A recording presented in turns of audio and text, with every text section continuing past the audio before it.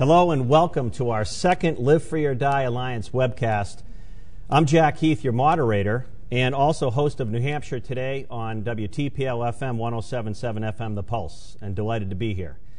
Our guest joining us today is a political figure, a resident of New Hampshire who has the unique distinction of being a 3-term United States Senator, a 2-term New Hampshire Governor, a 4-term Member of Congress, and a member of New Hampshire's Executive Council, and he is Senator Judd Gregg, the senior senator from New Hampshire. Doesn't mean you're getting older, just the senior senator. Thanks for joining us. Doesn't imply I couldn't keep a job, though, right? I think you've done pretty well. And maybe you're glad to be out of Washington on this day. I am, absolutely. I enjoy the job. It's a challenging job. There are a lot of good people. I know it gets a lot of flack. And deserves some flack, but as a very practical matter, the Senate is a fascinating place to work, and it's one of the unique institutions of our form of constitutional government, which has made us the strongest and most prosperous nation in history. Well, you've been making a dent lately in particular, and we'll be hearing from web viewers from around the region. And let me just say, for those unfamiliar with our Live Free or Die Alliance, it was created to provide New Hampshire citizens with a nonpartisan, interactive forum for discussing issues affecting our state and communities. The point of this webcast is to have our guest, Senator Gregg, give us a brief overview of some of the key issues affecting our lives today and answer as many questions as you submit online. And we will do our best to answer all those questions and take as many as possible in the next 30 minutes. So again, thank you, Senator Gregg. And I'd like to start. Jack, just before, I just want to congratulate you and Anna Grace Holloway and Paul Montreux and all the other people involved in this. I think this is a very important initiative, the Live Free or Die initiative, because we have a unique quality about New Hampshire. We're a place where people get along. There's a tremendous community spirit. There's a tremendous volunteer spirit. There's an involvement that's part of being a New Hampshire citizen that's very, very important to our quality of life. But it doesn't come through luck. It comes through hard work. And the Live Free or Die Alliance is a very positive effort to try to make sure people understand how important that is, to get involved and be a participant in the state and make sure we do things. Well, thank you. Let me start off. I know many of our web viewers are probably reacting to this news as you are. Senator Evan Bayh, good friend of yours from Indiana, dropped a political bombshell yesterday saying he's not going to run this fall, saying he doesn't love Congress, doesn't think it's working for the people. In fact, he called some of the parts of Congress in terms of leadership brain dead. Pretty powerful stuff. Your reaction, is he right? Well, I like Evan a lot, as you mentioned. We've worked on a lot of issues together. He comes across the aisle regularly to vote with me, and I go across the aisle on occasion to vote with him. And we're good friends, and Susan, his wife, and I are good friends, and Kathy and Susan spend a lot of time doing things together. I think Evan's frustration is legitimate. It's not my frustration, but I can understand Evan's frustration. To some degree, he's absolutely right. On these big issues, which are so important to getting our nation back on the road to fiscal solvency, the issue of how we get our debt under control, how we get our spending under control, how we have a tax law that produces more revenues but isn't regressive and promotes investment.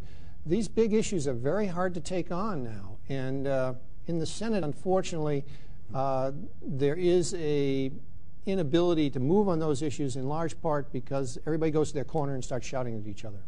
However, there is light also in this tunnel. For example, a proposal that I put together with Senator Conrad, which Evan Bayh was a major player in, called the Conrad-Gregg proposal, was an attempt to put together a process where we would actually take on these big issues through a process of having a task force which would give us a report which had to be voted up or down on a fast track, no amendments, so there was actual action forcing mechanism.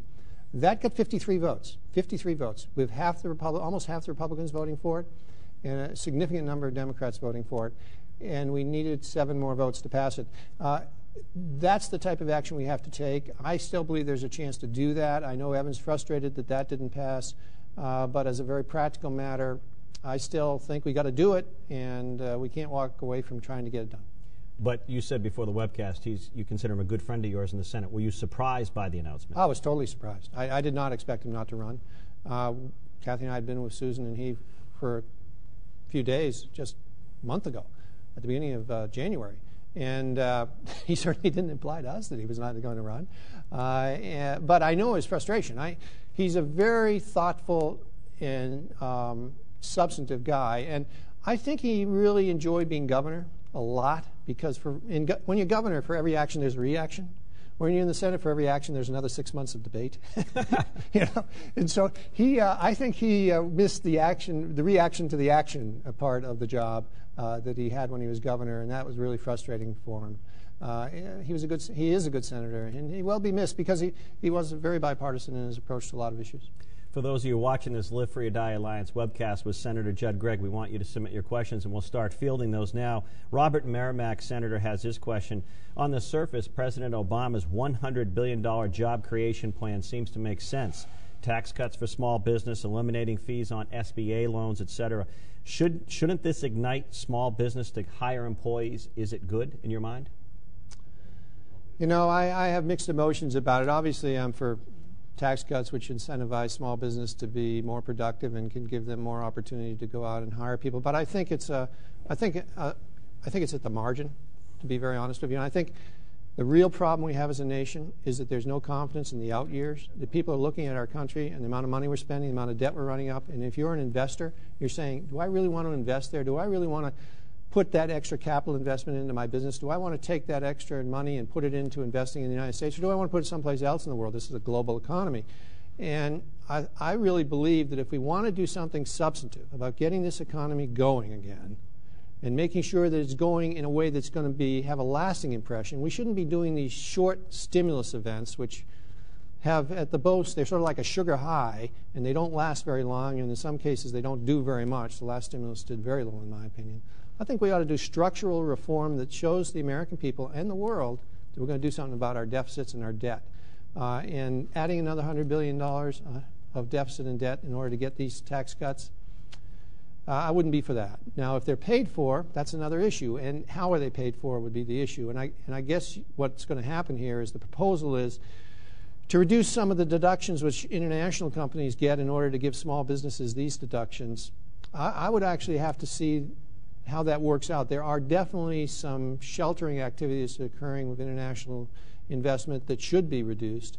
I might be more apt to take that money and put it towards debt reduction than adding a new one-time tax cut. We'll go back to our web viewers. Homeland Security, Senator, with the heads of U.S. Homeland Security predicting a certain attempted terrorist attack within the next 3 to 6 months, besides the precautions already taken to prevent an attack, what other measures should be taken, in your opinion? And that's from an anonymous web viewer. Well, number one, we've got to recognize we're at war. We haven't been attacked since 9/11, which has been really good, but that doesn't mean there aren't people trying to attack us. And the biggest fear, of course, is that somebody will get a weapon of mass destruction and use it against us. And I certainly support and respect the President's decision, which was a difficult decision, to increase our efforts in Afghanistan. Why? Because it's about us. If we don't have a stable Afghanistan, if Afghanistan becomes a training camp for al-Qaeda, if it becomes a refugee camp and a place where Taliban forces can consolidate and basically foment terrorist activity, not only in Afghanistan and in Pakistan, but around the world, then we've got serious problems because they're targeted on us. And we just have to accept the fact that these are evil people who want to do us significant harm, and we've got to find them before they find us, which gets me to my second point, which goes specifically to your questioner's call. What else should we be doing? We need to significantly strengthen and continue to support our intelligence gathering capability. Regrettably, this administration came in with sort of an attitude that the intelligence community wasn't doing the job and that it had done things which were absolutely wrong, and it almost gave them a bad name. It almost picked them out as a target. The Attorney General set up this special commission to basically investigate CIA agents who had been involved in interrogation. That's not the right message, not the right message at all. We should be saying to our intelligence gathering community, we need you to do a robust and effective job. Sure, we'll give you outlines of what to do, no torture, outlines limitations on wiretaps against Americans, obviously. But we want you to have the resources you need to get out and find these people before they can attack us, because this is an intelligence war. I mean, you've got to know what they're going to do in order to find them before they attack us. And if one of them gets through with a weapon of mass destruction, the damage they could do would be overwhelming. So we cannot run down, we cannot talk down our intelligence gathering capability and our people who are doing intelligence, we should be supporting them. Do you sense ambiguity with the current administration on that? Absolutely. I think the current administration started out very much with antagonism towards the intelligence gathering community. It came out of the issues of torture, waterboarding, and questions like that, the Guantanamo issue. And regrettably, that attitude pervaded this administration, I think, for the first 8 months. They've changed now. I mean, there's no question they've changed because they've recognized how critical intelligence gathering is to the whole effort. But you still get this commission going forward under the Attorney General. I'm not sure the Attorney General is really on the same wavelength on this as some of the other people. Certainly Gates and the Secretary of State understand it. So I am concerned. I am very concerned about the morale of our intelligence gathering agencies and the willingness. You know, right now today, CIA officers are not allowed to do interrogations in the field. I mean, that's ridiculous. It's dangerous. But because of the legal suits which are pending out there, mostly energized by the Attorney General, unfortunately, they basically the CIA is taking the position they're not doing field interrogation. So it's a real problem, I think. Kaylee leads us to another subject, which actually is quite amazing to me. It wasn't too many years ago where immigration reform, you couldn't read a newspaper or watch a newscast without someone having a plan or debating the best way to handle illegal immigration. Kaylee's question, will you fight for comprehensive immigration reform with your colleagues such as Senator Lindsey Graham and urge them to get a comprehensive immigration reform bill introduced as soon as possible? Thank you, Kaylee. Well, it's interesting how much that's disappeared from the radar scope, isn't it? I think that's the economy. Obviously, people aren't flowing across the southern border to get jobs because there aren't any jobs. And in fact, people are going the other way. I think we have a down period, and now would be a good time to address the issue. This would be a good time to get it right. And what do we need to do? First, we need to secure the southern border. We need to continue to build out the capability of making sure that people don't come across the border illegally to the extent we can. I mean, that means walls in some places. It means electronic surveillance in other places. It means more border patrol. I've been a strong supporter of all those initiatives. They shouldn't be tailed off. They should be continued. Secondly, you have to reduce the incentive. You have to make it very clear that if you're going to come to the United States, you've got to come legally to get a job that's available. And so the employers cannot, there has to be a system where employer verification of who they're hiring can be put in place so that we know whether the employer knows whether they're legal or illegal, and if they are illegal, they don't get hired. And thirdly, there needs to be, when our economy gets going again, we're going to need more people doing jobs which Americans aren't going to do. And there needs to be a guest worker program. It doesn't lead to citizenship, but there needs to be a guest worker program so that people can come here and work. And fourthly, and this is the big contentious point, how do you deal with all the illegals who are already in the country? It was estimated to be 12 to 14 million people. My view is you don't give them a pathway to citizenship, but you do give them a pathway to getting out from behind the shadows, so they're not having to live behind the trees and hide, so that you can know who they are and you figure out some sort of status where they basically don't go even into the line for citizenship, but they at least have status that allows them, if they've been here, they haven't violated any laws, at least gives them the capacity not to be basically be taken advantage of because they're illegally here. And over time, you work them into the system, but not as citizens, but as guest workers. This question comes from our host here, where we're doing this Live Free or Die Alliance webcast, St. Anselm College and the Institute of Politics. This question from a member of the St. Anselm class of 2011. Senator, what are your steps to improving public school systems? Well, that's a huge, huge issue. I was one of the authors of No Child Left Behind. Senator Kennedy and I drafted it on the Senate side. It was Senator House Member Boehner and House Member Miller on the House side, and we negotiated that. I think that was a step in the right direction. It created transparency. It gave parents information about how their kids were doing. It gave parents information about the schools they were in and how the schools were doing in relationship to other schools. That's what they needed, information and visibility on how kids are doing, and not allow the numbers to be hidden by basically not disaggregating scores. In other words, not allow the students who are doing well to basically cover for the students who aren't doing well in a school system. So I think No Child Left Behind opened the discussion, opened the dialogue, and created standards where which kids were supposed to reach in the 3rd and 8th grade in the area of math and English. I think that's the right step. Now, unfortunately, it's been a few years since No Child Left Behind was passed, and we're seeing it eroded, and we're seeing the bureaucracy sort of enveloping it, and we're starting to see what's called dumbing down again. They're reducing the tests to make it more easier for people to meet the tests, and therefore the school systems aren't put under the pressure of having to perform. I believe more transparency has to continue to be pressed. I believe we have to keep these standards high that the kids are supposed to be meeting, and that when the kids aren't meeting those standards, the school systems have to be pressed to either meet the standards, or the parents have to be given the opportunity to give their children another opportunity, which means choice in schools. Choice in schools is competition. Everything else in America works on competition. You know, you buy this car versus that car because you think one is better than the other, and it's called competition. You buy this product versus that product. Well, schools should have competition. Teachers' unions should not be allowed to dumb down the system by not allowing competition. Schools should be subjected to competition. So I believe choice is a very important element of any substantive improvement in the long term. Also, merit pay should be part of the issue. You should say to the good teacher, we're going to pay you more. We're going to pay you a lot more. And you should say to the moderate teacher, well, we're going to pay you, but we're not going to pay you as much as the good teacher, so get better. And we're going to say to the teacher who's not cutting it, we're not only not going to pay you what the other teachers are being paid, we're going to ask you to leave. There is no question that merit pay should be part of the system. Now, teachers' unions don't like that, but the heck with them. We want to get a decent education system around here, and if we're going to get that, we have to have some of these things that work, such as competition through choice, and such as rewarding the good teacher for being a good teacher.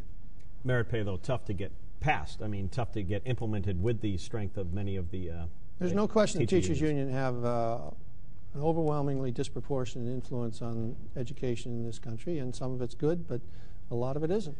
We're going to go back to our web audience with the next question for Senator Judd Gregg here for our Live Free or Die Alliance webcast. This is from Sally Pearsons from the St. Anselm class of 2013. Good luck to her. Her question, Senator, do you feel a compromise can be reached between Democrats and Republicans in Congress to pass a fiscally responsible health care plan, given the current environment? Yes. There are three ways this can go. One, we can reach an agreement which is bipartisan, which isn't massive. In other words, we can step back, look at the issue, and take a step-by-step effort to try to resolve the things we can resolve in a bipartisan way. The goals are the same for both sides, which is get more people access to health care, reduce the cost of health care so it's affordable both for the government and for people, and if you've got an insurance program you like, you get to keep it. Those are the goals. The President stated those are his goals, those are my goals, those are everybody's goals. We need to do this, however, without a massive new expansion of government, which was the program the President and the Democratic leadership in the House and the Senate proposed, which basically doesn't accomplish any of those things. Extraordinary increase in the size of the government, $2.5 trillion growth in government as a result of that proposal. Still, everybody wasn't covered. Healthcare costs actually went up, according to CBO. They didn't go down significantly, and they went up significantly. And a lot of people would have lost their insurance, already had their insurance and liked it. So there is a way to step back, and I could name 5 or 6 things that I think you could get major agreement on that are significant steps towards getting a better health care system. That's one way. The other way is for the administration and the Democratic leadership in the Senate to keep pushing the plan they have, which is we're hearing a lot about is in the Senate that they're going to use something called reconciliation, which is a procedural way of pushing a bill through with only 51 votes and no amendments. That I don't think is a good idea. The third is that nothing happens. I don't think that's a good idea either. So I hope we can step back, take a hard look at what there is that we can agree on, and move on the things we can agree on in a step-by-step basis. Quick follow-up on that to our St. Anselm student question. Given not to have you give a timeline, but the President, Christmas Day, the Senate passed the historic health care reform. By year's end, we were going to see health care reform. Then, of course, we all know what happened in Massachusetts with Senator Brown, your new colleague. Do you see something that we should be looking for in the next 1 to 3 months where something meaningful will pass, or do you see stagnation? Oh, I think if there's going to be action, it's going to occur in the next month and a half. And it'll either be the first or the second approach that I mentioned. Either the White House will say, okay, we're going to start over again. and we're going to sit down with a blank sheet of paper, and we're going to bring both sides into the room, and we're going to put up on that sheet of paper what both sides agree to. We're going to have a sheet of paper over here, what people don't agree to, but over here we're going to have a sheet which people do agree to, and there's some big things you could put on that sheet of paper. Or alternatively, they're going to decide, the heck of it, we're just going to try to run this thing through, and Speaker Pelosi tries to pass the Senate bill in the House on the condition that the Senate will then pass a reconciliation bill, taking care of the issues which their constituencies want to take care of on a fast track through the Senate, no amendments. Very complicated procedural exercise, and I think they're running high risk if they do that, both politically and substantively. So I hope they take the first course. Back to our web audience, Jim Rubens from Aetna asked a question about your recently proposed deficit commission bill. You've been making a lot of noise in the United States Senate lately. One of your measures was to have a commission to reduce the deficit. Why did 7 Republican co-sponsors of the bill bail out on you? And do you think there's a chance the Senate will reconsider your bill on cutting or studying the ways to cut the deficit? Well, I wasn't studying it, would have cut it. Basically, the theory of the commission, which was put together by myself and Ken Conrad, the chairman of the Budget Committee, was that we weren't getting anywhere by putting policy on the table because everybody shoots it to death as soon as if I come up with an idea on Social Security, everybody on the left attacks it. If somebody Democrat comes up with an idea on tax policy, everybody on the right attacks it, and nothing ever gets done. So we decided you should set up a procedure which was absolutely bipartisan, absolutely fair, that required supermajorities, which would lead to a vote, up or down vote, no amendments, on policies on the big issues, entitlements, tax reform. And it had a lot of support, got 53 votes, which is a pretty big vote in the Senate. About half the Republicans voted for it, more than half the Democrats voted for it. And we needed 7 more votes to pass it. I hope it'll come back. Now, Jim asks, why didn't 7 of the co-sponsors on the Republican side vote for it? Because the interest groups went after them, especially the tax groups. There was this one tax group, which is very influential, that said that it would be used for tax increases. Well, I think that was a straw dog. I mean, this commission was set up so there were 18 members, 8 Republican House members and Senate members combined, and they were chosen. Those members were chosen by the Republican leader in the Senate and the Republican leader in the House. Now, neither of those guys was going to put on that commission people who would have undermined the basic philosophy of the Republican Party relative to tax policy. There's a lot you can do in tax policy about radically increasing taxes, and so to claim that this was going to be a tax initiative was a straw dog, because those 8 guys, or men and women who would have gone on that commission from the Republican side, would have had to vote for it. They're not going to vote for that. So I thought it was just really irresponsible by that group to attack it. But they had resonance, and in this climate where, unfortunately, the person who shouts the loudest gets the most attention, they got some people to change their votes. Karen in our audience brings us back home to New Hampshire, where all politics are local. I know you are probably aware, but just a quick backdrop. Recently, with the state budget, the governor and lawmakers heard that the $110 million in the medical malpractice fund could not be used towards this budget. There are some estimates. Charlie Arlinghouse from the Josiah Bartlett Society estimates over the next 3 years New Hampshire's budget could be $200 million short. The governor has initiated a new round of spending cuts, Governor Lynch. The question from Karen: casinos and slot machines right now are perhaps a hotter topic than ever in New Hampshire. This goes back to when you were governor. It's not a new issue, but right now it's a hot topic. Do you support expanded gambling as a way to increase state revenues? No. Do you care to elaborate? I don't see that as a legitimate way to get revenue for us as a state. I don't think we're a big enough state with a strong enough infrastructure to defend ourselves from the people who might come in here to basically run those types of operations. I mean, those folks are high-funded people who know how to influence legislative activity, and I just would be very concerned about the influence. I also don't think it's the character that we want to put forward as a state. And so I think it undermines the basic character of the state to go that route. There are much better ways to address this issue. When you were governor, real quickly to follow up over a question, the largest utility filed for bankruptcy, Public Service Company of New Hampshire. You had a tough real estate collapse in an economy, and you managed through it. Just real short, because I want to get to an energy question here from Jessica in Concord. If you were governor now, Governor Lynch is cutting. Is there enough within the state budget without raising major taxes, which I hope they don't do, to deal with this problem? Well, he's got a real difficult time because of the economy, which I also had, regrettably. Right. We actually had a worse economy.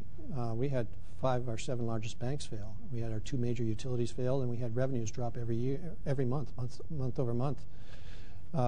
So it was pretty tough. You remember all that. I called it the Gregg Depression. There's a lot of things that have to be done, and they take tough decisions by a legislature, which I haven't sensed is willing to do it. In fact, just the opposite. I've been very disappointed in this legislature in the area of spending. I think the governor's tried to hold the line, but I don't think the legislature has. And you have to, there may be a momentum here to try to spend us into a position where we have to go to a broad-based tax, which would be horrible. I mean, this state's unique advantage is that we do not have a broad-based tax. That's our unique advantage in New England. We are, and always have been, sort of the refugee camp for entrepreneurs. You get in Boston and you get up to about 15, 20 people. You're starting to see a future for your little software company, your little biotech company. You come across the border and you bring those jobs and you bring more jobs in. That's always been our unique advantage. And a lot of that is not only the substance but the psychology of having a state government which has been well managed and has been low tax burden.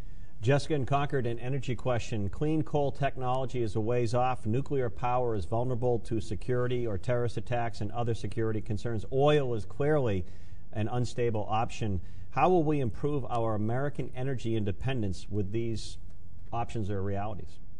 Well, we have to. If you want to look at America's future, there are 3 things we need to do to assure our future. The first is stop a terrorist with a weapon of mass destruction from attacking us. The second is get our fiscal house in order as a government. And the third is to get our energy house in order, because we're just sending far too much money overseas. First, people hate us, but secondly, it's money that should be invested here. Now, there are a series of things we could do which would cause us to have much more national energy program that was directed at producing energy here in the United States, starting with expanded nuclear power. Nuclear is producing 20% of our power. We should double it. We should take it up to 40% of our power. It's clean. It doesn't affect global warming, and is a very viable form of power that we know we can use. Secondly, we should be drilling, especially for natural gas. We've got massive natural gas capability in this country. We should be drilling and converting to natural gas. Thirdly, we should be requiring, within a reasonably short period of time, that our auto fleet be a hybrid fleet so that people are burning less gas. That's a huge emitter of carbon, plus it's where we're spending a lot of money overseas. Fourthly, we should use alternative sources of energy, but we've got to be realistic about it. Wind and solar are 2% of our energy makeup right now. If you quadruple it, it's 8%. I mean, obviously we should encourage it, but to expect it to be the solution, it's not going to be. You need all these other things included in the effort. I'm not sure on this next question where our web viewer wants the answer to New Hampshire or Washington, so I'll make it for both, but let's start in New Hampshire. Would you care, Senator Gregg, to make any predictions? I know it's a term you love, is predictions in politics. For the 2010 elections, do you think that it will be a sweeping victory for Republicans and a landscape change, or will the Democrats remain a majority? I don't know the answer to that question. Nobody does. Politics changes very quickly in this country, and people, what will be the issues 8 months from now? I suspect they're going to be that this country is spending too much money, and that the people, I think what most worries Americans today is that we're, for the first time in our history, may pass on to our kids a country which is less prosperous than what we received. I think that really worries Americans. And they should be worried about it, because with our debt structure as a country, we can't afford our nation. And so I do think this whole issue of fiscal responsibility is going to be the primary issue in the next election. Something could happen between now and then. We could have an event, an attack, or something like that. But hopefully it won't. But how's this all going to play out? Well, 3 months ago, most people would have said you'd never get a Democratic senator from Massachusetts, a Republican senator from Massachusetts. Your reaction to that was what, Senator? Ironically, in December, I went to the Senate leadership in Washington. I said, we can win this seat in Massachusetts. And they both laughed at me. They both said, don't be ridiculous, because one was from Texas and one from Kentucky. But within 3 weeks, they realized that you could. Well, you're from Nashville. You know the Bay State. Well, fairly everybody, I mean, you could see it but coming. the independent voters here and there. Yeah, I mean, people were angry, frustrated, and they wanted to send a message. And I think, first off, they had a high-quality candidate in Scott Brown. I mean, he's a super quality guy.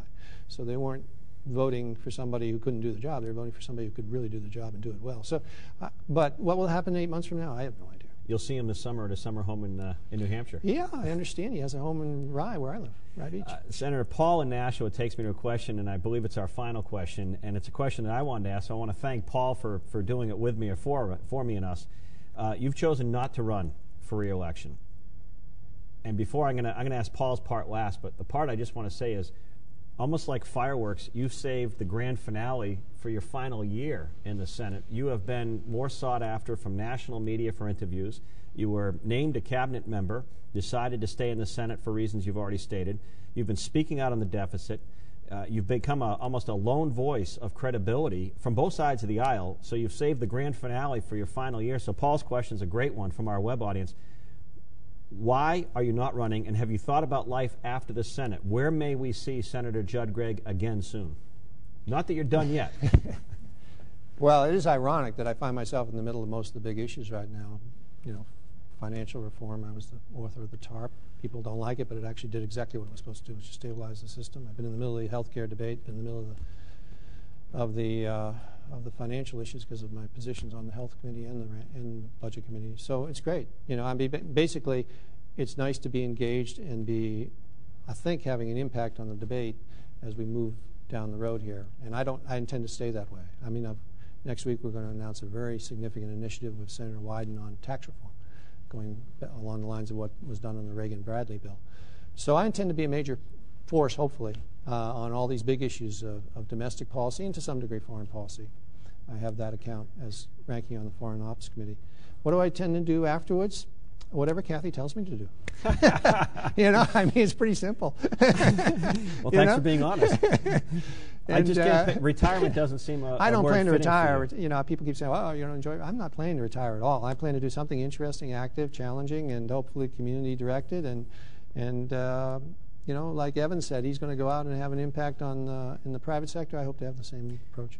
Well, Senator Judd Gregg, on behalf of our members of the Live Free or Die Alliance, and given how in demand you've been, I think it's a credit to the Alliance to get you as a guest here from St. Anselm's for Live Free or Die Alliance. So thank you very much for addressing the questions and taking as many of those questions as you did that concern our citizens here in New Hampshire, and I'm sure our members appreciate it. If our members did not get their questions answered, please feel free to post the questions in the discussions of the Live Free or Die Alliance virtual town hall or any of our social media platforms. So if you did not get your questions for Senator Gregg, you can still do it. So go to that virtual town hall setting or the social media platforms and have that discussion. An archival of this webcast will be posted on the website as well. And finally, we urge you to join our town hall to discuss the issues. And remember, it's all about citizenship. Get involved. Thank you. Thanks, Jack. Thank you, as always. Pleasure.